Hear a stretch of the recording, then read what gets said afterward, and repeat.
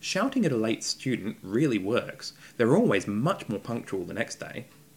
Welcome to Friday Fallacy. This week we're looking at the regression fallacy.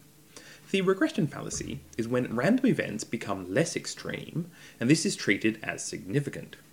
That is, rather than allowing for a regression to the mean, such shifts are assumed to be meaningful.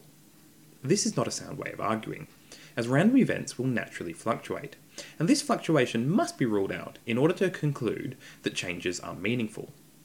That a person's cold goes away after taking antibiotics in no way means that antibiotics caused the improvement. That a person caught a cold after going out in cold weather in no way means that the weather caused the disease.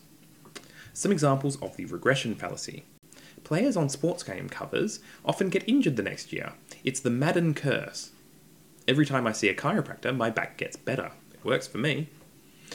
After a number of assaults, the penalties were increased and the numbers went down. Harsh laws are effective. After a successful year, many companies struggle the next. This is because they let their success get to them. I was at my worst with my insomnia, but after meditating, it improved greatly. Not all attributions of causation are the regression fallacy. The regression fallacy occurs when statistical regression is not accounted for.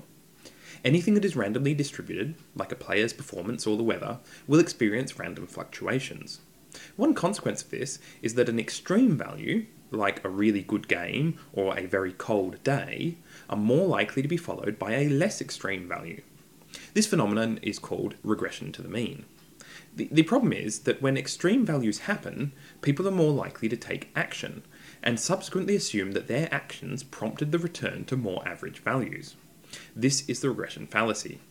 So when an athlete's performance falls, they are more likely to look for ways to improve. Then, when their performance returns to their usual level, they may attribute this to their efforts rather than random fluctuation.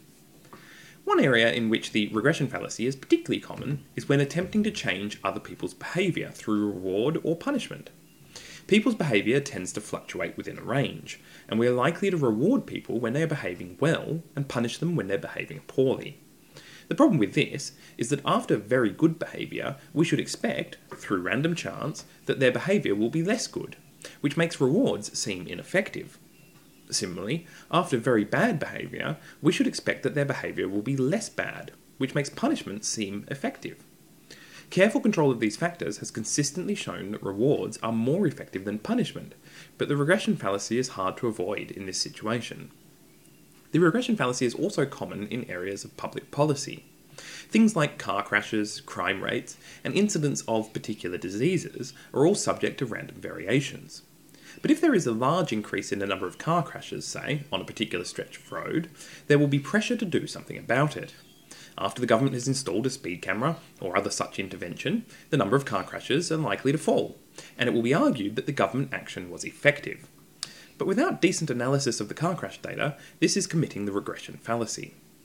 In conclusion, the regression fallacy is when it is argued that a return to more normal values after some extreme is significant and not just random fluctuation. Until next time, keep your fallacies to yourself.